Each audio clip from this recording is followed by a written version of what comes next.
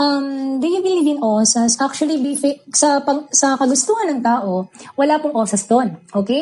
Once save, always save. No, walang kasi ang kagustuhan ng tao ay kagustuhan ng tao.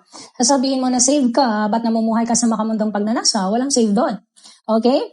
Sinabi ng Panginoong Jesus, whoever cling their life, they will lose it. But whoever give their life for the sake of the gospel will know it. Diba? So, ibig sabihin, it is denying yourself, your will. Kasi nga yung pag-uutak nyo, ang pag-uutak ng tao ay lagi nasa kagustuhan ng tao. Ang pag-iisip ng tao ay lagi nasa kagustuhan ng kanilang, diba? Isa tayo na binabasa ng Bible. Pero bakit hindi makita ng mga tao yung kagustuhan ng Panginoon? Diba? Kasi ang hinahanap ng tao ay kanilang mga kagustuhan at hindi kagustuhan ng Diyos. Hindi sinabi ng Panginoon, Jacob I love, Esau I love too.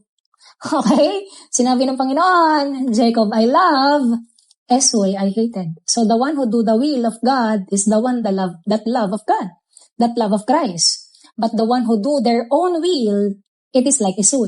It's hated. Okay? So recto, magandang gabi po. Kaya alam mo yun, walang kailangan gawin ng tao kundi deny themselves. Kailangan yung tanggihan yung sariling. Actually, mahirap talaga. Maniwala kayo. Sabi ko nga sa inyo, yung trauma ko nung nakilala ko yung spirit ng Panginoon, di ba? 6 months kong dala-dala to. Okay? Yung trauma ko sa buhay ko, nung nalaman at sinabi sa akin lahat ng Panginoon, ang katotohanan ng kanyang salita, doon ko na-realize, Ma'am Jovi, magandang gabi po, ang mundo ay deceive. So, alam mo yun, deny yourself. Yun lang yung kailangan ng tao. Tanggihan yung mga sarili nila sa masamang mundo talagang to.